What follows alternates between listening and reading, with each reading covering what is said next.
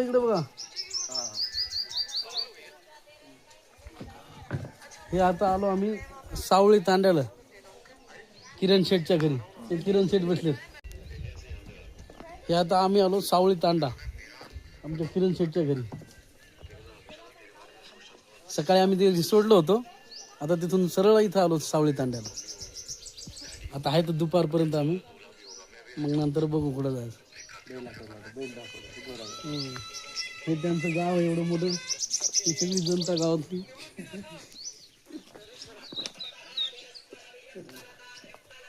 मस्त झोपड्या बनवल्यात, बकऱ्या पण बांधल्यात घरात दारात. आता इथूनच कोंबड्या आणायच्या, नंतर दाखवतो कोंबड्या आणलेल्या. जेवण बनवताना. ओके.